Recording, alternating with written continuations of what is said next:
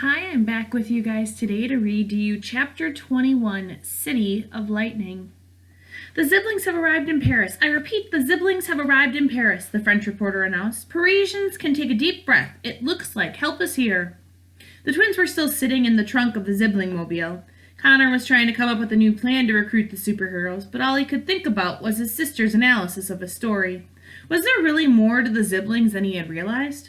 So what happens next, Alex asked. The Snake Lord captures the Ziblings at the Eiffel Tower, Connor said. When Professor Wallet returns to the laboratory, he gives Bolt a pep talk that boosts his confidence. Bolt goes to Paris to save his brothers and sister, and that when he is faced with the Snake Lord, the rest of his powers kick in, and he saves the day.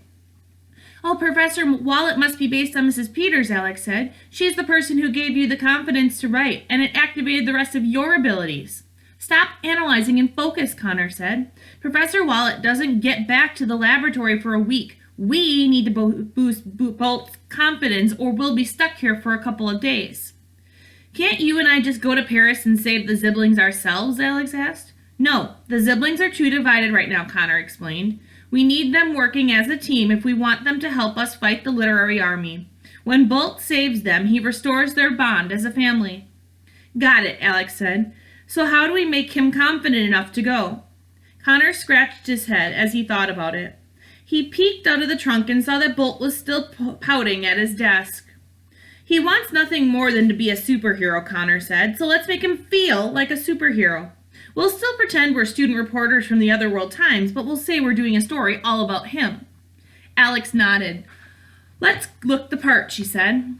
She snapped her fingers and a notepad and pen appeared in Connor's hands. Alex snapped again and a camera appeared hanging around her neck.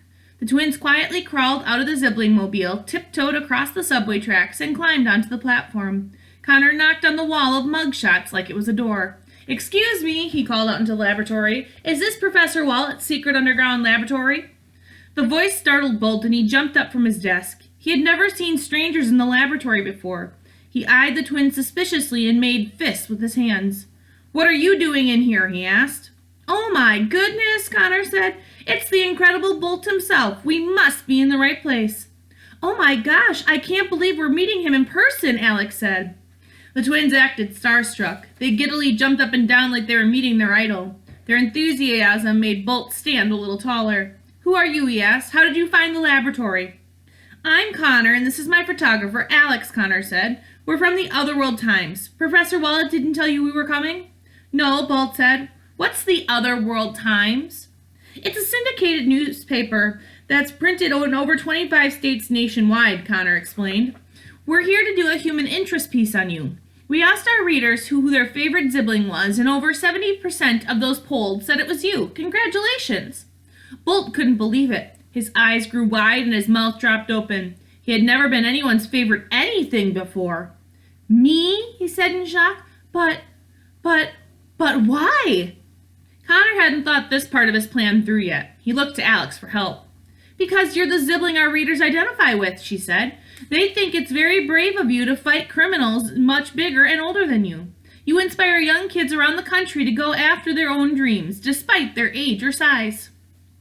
Bolt held a hand over the lightning bolt on his chest. He had never been so honored in his life. I never thought I was so inspirational, he said. Would you mind if we interviewed you and took some pictures, Connor asked. Would I mind? Bolt asked. Please, I insist. The superhero checked his reflection in the computer screen and straightened his hair. He pulled 2 chairs up for him and Connor to sit on while they chatted. Connor scanned his blank notepad as if it were full of questions. Alex walked around them and took photos while they spoke. Now tell us, what's it like being a superhero? Connor asked. Bolt hesitated to answer. Truthfully, he had never felt more unlike a superhero than today. But he didn't want to disappoint the readers of the Otherworld Times, so he gave the answers he thought they wanted to hear. It's the best job in the whole world, Bolt said. The asteroid hitting our orphanage was the best thing that ever happened to me. Connor scribbled down notes so quickly he wasn't even writing real words. What's your favorite part about being a hero? Connor asked. Oh, that's easy, Bolt said. Helping people. I love seeing the relief in their eyes after they're rescued from a burning building or a runaway train or a sinking ship. Actually, I've never saved anyone myself, but I've been with my brothers and sister when they have. The thought made Bolt a little sad, and he sank in his chair. Connor quickly changed the subject to keep his spirits up. Our readers love watching you fly, he said. Do you have any special techniques that get you off the ground? Actually, I'm still working on the whole flying thing, Bolt said, like it was a secret. Hopefully I'll get better at it one day. Never go so high you're afraid to look down. That's my motto. Words to live by, Connor said. And what about for all that electricity you produce? Where does it come from? According to my dad, my body generates a lot of friction, which pulls the electricity out of the environment around me, Bolt said. Right now I can light up a 14-watt bulb all by myself, but I'm hoping to get a 60-watt by the end of the year. That's very impressive, Connor said. It makes perfect sense why our readers say they prefer having your powers to any of your siblings. Really? Bolt said. That's crazy because most of the time I wish I could switch. I think it would be so cool to create fire like Blaze, or to turn into stuff like Morph, or use my hair for chores like Whip Me. The more Connor buttered him up, the happier he became. With every picture Alex took, Bolt had a bigger and bigger smile. So far their plan seemed to be working. Nice, this is all such great stuff, Connor said. What would you say to someone who wanted to be a superhero as amazing as you? It took Bolt a few moments to respond. He had never thought anyone would want to be a superhero like him. He wanted to give his followers an answer from his heart. I suppose it would be never give up, he said. Courage is what makes a superhero super. Suddenly, the red light bulb in the center of the laboratory lit up and the crisis alarm sounded again. The twins and Bolt turned to the television and saw that the situation in Paris had become much worse. Breaking news, the panic reporter said. The Snake Lord has captured the Ziblings. I repeat, the Snake Lord has captured the Ziblings. Something has gone wrong with their attempts to save the city. There is still no information at this time as to what the Snake Lord is doing at the Eiffel Tower or what he is now planning to do with the Ziblings. The news played the live footage from the helicopter circling the Eiffel Tower. Blaze, Whitney, and Morph were wrapped around the base of the tower's antenna by a large anaconda. They were so close together, Blaze couldn't use his powers without burning his brother and sister, and it was tight between them so Morph couldn't transform into anything. A rattlesnake was covering Whitney's head like a turban, constricting her hair. The Snake Lord was standing on a small platform at the very top of the Eiffel Tower's antenna. Screw by screw, he attached the reptilizer to the antenna and connected it to the tower's power. He operated unwaveringly and never looked up from the device. Bolt was horrified to see that his family had been captured. Even though they'd known it was coming, Alex and Connor pretended to be just as surprised as him. That's awful, he said. The Snake Lord is going to turn everyone into Paris into a reptile. Good thing there's still one sibling left who can save them, Alex said. The boy shook his head and paced back and forth. He couldn't fathom facing such a threat without the help of his brothers and sister. I can't defeat the Snake Lord on my own, Bolt said. My powers haven't reached their full potential yet. I'm no match for him. Sure you are, Connor said. You're the Otherworld Times' favorite superhero. No, I'm not, Bolt exclaimed. Your readers got it wrong. I'm not even a real superhero. My own family says it. I'm just a boy with tricks. The Snake Lord is going to win, and there's nothing I can do about it. Bolt went to his corner of the laboratory and sat at his desk. Alex and Connor exchanged worried glances. They had built up his ego only to watch it collapse like a building under demolition. I don't think we can convince him, Connor said to his sister. To be honest, I'm not sure I would go to Paris if I were in his shoes. But you were in his shoes once, Alex said. Bolt is you. He represents that little boy inside of you who used to doubt himself. You have to be his Mrs. Peters. Tell him exactly what you would have wanted to hear. It was unsettling how Alex understood Connor's characters better than he did, but that's how he knew she was right. He let out a deep sigh and walked over to Bolt. For what it's worth, I know how you feel, Connor said. I used to doubt myself a lot. When people told me I wasn't good enough, I believed them. It was hard not to when you're young. Tell me about it, Bolt said. Does it get any better when you're older? It did for me, Connor said. How? Bolt asked. Someone else believed in me, Connor said.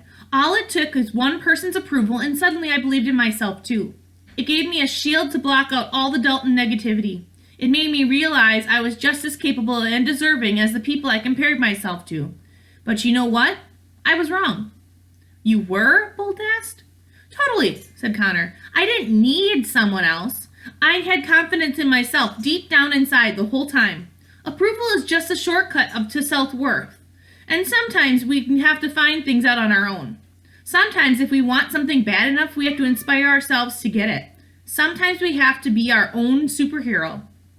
Out of everything Connor had said, he could tell this resonated with the boy the most. If he wanted to help people, maybe he had to start with himself.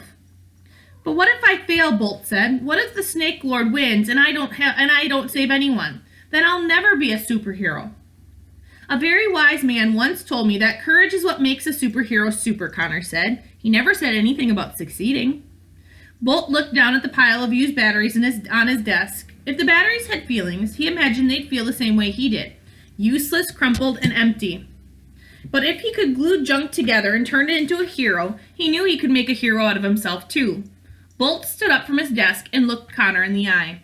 "Let's go to Paris," he said. "I've got a family and a city to save." "Attaboy," Connor said. He patted Bolt on the back. The contact shocked Connor's hand and he yelped. "Sorry, I forgot who I was talking to." "How am I supposed to get to Paris in time?" Bolt said. "My brothers and sister took the jet." "Luckily for you, Alex and I happen to have a teleportation device," Connor said. "It'll get us there in a matter of seconds." Alex did a double take. "We do?" she asked. "Yes, you do," Connor mouthed to his sister. "We'll use your magic." "Oh, right," Alex said, playing along. "I completely forgot about the teleportation device. I have it right here in my hand. It's small and invisible. Boy, it sure is easy to misplace." Bolt was impressed. "My dad doesn't even have one of those," he said. "How did two school journalists get one?" "Our school has a great science department," Connor said. "More on that later. Do you want to go to Paris or not?" Alex put her arms around Bolt and Connor, and they formed a group hug. She had never magically transported between locations in one of her brother's stories before. She hoped that it would work like it did in the fairy tale world. Alex closed her eyes and visualized the siblings tied to the Eiffel Tower's antenna by the anaconda, and also remembered how desperately she and Connor needed the superheroes to defeat the literary army. "Activating the teleportation device," she said. "Here goes nothing." With a bright flash, the twins and Bolt disappeared from Professor Wallet's secret laboratory. The first thing they felt was a cool night breeze. They looked around and saw lush rectangular lawns, fountains, and a winding river. There were gorgeous buildings for miles around with tall windows, domes, columns, steeples, and French flags. Every building was lit up like an entire city was made of in the middle of a photo shoot. "We're definitely in Paris," Alex said, "but I don't see the Eiffel Tower anywhere." "That's because we're in the Eiffel Tower," Connor said. "Check it out." After further inspection, she realized they were hundreds of feet in the air. Alex had transported them directly onto the roof of the lower observation deck. The rest of the structure towered above them like a skeleton of a steel giant. It was so tall the twins got vertigo just looking at it. Despite the circumstances, the Eiffel Tower was a breathtaking sight. On the ground below, they saw the Snake Lord's circle of serpents keeping the Parisian police at bay. Beyond the police were thousands of French citizens observing the scene. A dozen news helicopters flew in the air around the Eiffel Tower, and they shined their spotlights on Bolt and the twins as soon as they arrived. And we're going to stop there. I'll continue in the next video. See you guys then.